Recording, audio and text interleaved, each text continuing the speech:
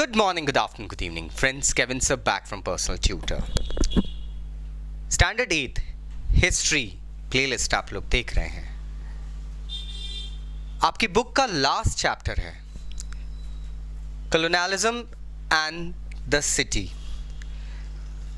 इस चैप्टर में we'll be talking about Delhi. Topic is the decline of havelis. Delhi की शान रहती थी हवेलियां.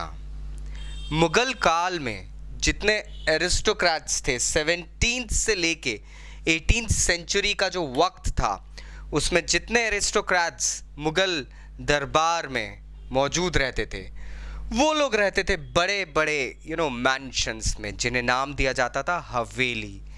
आज की डेट में भी दिल्ली में ये चीज़ें हैं बट इन्हें वो वर्ड बदल गया है दोस्तों. उन्हें अब कहते हैं कोठी.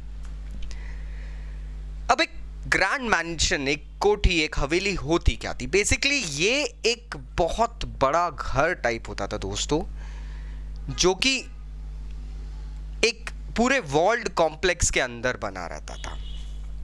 अंदर एक कोर्टयार्ड रहता था, एक आंगन जिसे हम कहते हैं. उसके 3 साइड्स में अलग अलग कमरे होते थे, लोगों के कमरे होते थे. बट पहले अगर आप किसी गेटवे से किसी हवेली में एंटर करेंगे तो आपको दिखेंगे गार्डन्स, आपको दिखेंगे फाउंटेन्स, आपको वहाँ पे अलग अलग परिवारों के घर दिखेंगे. So there were people who actually stayed there. many families stayed in a mansion. It was not just singly a family. किसी एक परिवार के लिए नहीं बना करते थे ये. इसके अंदर अलग अलग कमरों का अलग अलग यूजेज होता था. ज्ञात रहे अक्सर देखा जाता था रसोई एक रहती थी, सांझा चूल्हा हुआ करता था, लोग खाना एक साथ बनाते थे. हवेली का ऑनर कोई रहता था लेकिन उस हवेली के अंदर अलग अलग परिवार रहते थे और वो ऑनर उन परिवारों को भी रोटी कपड़ा मकान जिसे कहते हैं वो ज़रूरतें पूरी करता था. अगर हम इसका स्ट्रक्चर देखें तो there was an outer courtyard. पहले एक बाहरी आंगन होता है हवेलियों में. उस बाहरी आंगन में आपको कुछ रूम्स भी मिलते हैं. कायदे से वो रूम्स जो बिजनेस पर्पसेस के लिए यूज़ हो सकते थे, कोई विजिटर या गेस्ट आते हैं उनके लिए यूज़ हो सकते हैं. ये सारी चीज़ें इन आउटर कोर्टयार्ड्स में करी जाती थी. Basically this was occupied by main. घर की जो जनाना रहती थी, that is the females, the ladies, they were kept in the inner courtyard. The Mughal कालीन टाइम एंड जो वहाँ पे जो शालीनता वगैरह चलती थी, that was the thing. Inner courtyards में women occupied the places. Household के डेली चोर्स वगैरह जो होते हैं वो चीज़ें करते थे. ऐसी एक हवेली का जिक्र आपकी बुक में दिया गया कमर अल दिन खान साहब की. कमर अल दिन खान जो थे उनकी जो हवेली थी दोस्तों, उसके अंदर अकाउंटेंट्स के लिए कमरे, चैरिटियर्स के लिए कमरे, देन जो होते हैं आपके जो वर्कर्स सर्वेंट्स होते हैं उनके लिए कमरे थे, कुक्स के लिए कमरे थे. इनफैक्ट हर सर्वेंट के लिए, हर पर्सन जो उस बंदे से जुड़ा था उसके लिए कमरे उनकी हवेली में ही थे. That means if you work with this fellow you'll get to stay in this haveli and all the works of yours will be done through this haveli. आप इस हवेली के एक मेंबर बन गए हैं. सो आप जान सकते हैं अब कि ये हवेलियां कितनी ग्रैंडॉइज होती थी दोस्तों. फिर आता है एक ब्रिटिश एरा. देखने के लिए मिलता है कि ब्रिटिश एरा में ज़्यादातर नवाब या हवेली के ऑनर्स ब्रिटिशों के कर्जे, उनकी जो रजाइम थी उससे थोड़े से सफोकेट हो गए थे. दे वर सकम्बिंग स्लोली. धीरे धीरे दम घुट रहा था. अंग्रेज़ों द्वारा दी गई नीतियाँ, उनके लगान, उनके रेंट्स एंड ऑल चीज़ों में ये हवेलियों के जो ऑनर्स थे वो सरवाइव नहीं कर पा रहे थे. नतीजतन हुआ ये that partially the havelis were being sold. छोटे छोटे टुकड़े हवेलियों के बेचे जा रहे थे.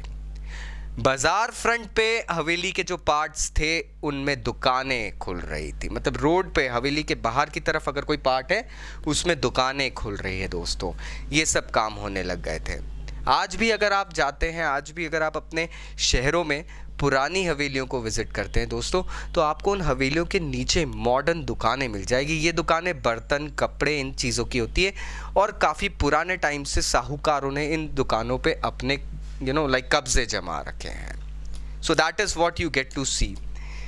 ब्रिटिश एरा में एक और चीज आई थी दोस्तों, अब ब्रिटिशर्स ने कुछ कॉलोनियल बंगलोज बनाने शुरू करे थे। अब उन बंगलोज को थोड़ा सा तो अलग दिखाना था। अक्सर इन बंगलोज में, ये बड़े बड़े बंगलोज होते थे, इनमें 1 से 2 एकड़ का तो सिर्फ एक गार्डन होता था, ओपन स्पेस दी जाती थी। अगर आज आप दिल्ली में हमारे मेंबर ऑफ पार्लियामेंट्स के, हमारे जितने रिस्पेक्टेड और रिवर्ड पॉलिटिशियंस हैं, उनके घर देखेंगे तो you can get a glimpse of these colonial bungalows. इन कॉलोनियल बंगलोज के अंदर एक स्ट्रक्चर था, these are meant for single family. एक ऑनर हुआ करता था। यहां पे एक सेग्रीगेशन नहीं था कि एक इनर कोर्टयार्ड आउटर कोर्टयार्ड रहता है। ऑनर यूजुअली अगर बिजनेस में रहेगा या किसी पॉलिटिकल या एरिस्टोक्रेटिक वर्क में रहेगा, वो अपने काम में लगेगा। The lady of the house will be taking care of the house hold chores. Usually एक वरांडा होता था, वहां पर लेडी जो हाउस की होती है, she would be sitting and observing the workers doing their work. साथ ही साथ नौकरों के लिए रहने के लिए जो भी सर्वेंट्स थे, उनके क्वार्टर्स होते थे, but they were not in the same complex, they were built separately somewhere else. For example, अगर हम यहाँ पर एक बंगलो का अगर स्ट्रक्चर देख रहे हैं, so we clearly know that this being the bungalow here, and perhaps the servant quarters were kept at these corners. Gates were kept in these matters, and there was a road being led to the Havelis or the colonial bungalows, and then again the road would end up at another gate. So ये एक structure इस तरीके का घरों का बना दिया गया था दोस्तों, जिससे हमको एक चीज समझ में आ जाती है that these were like colonial bungalows and made up in a grandiose style. So you know, Britishers बहुत चीजें अलग अलग कर रहे थे. They wanted to stamp their presence.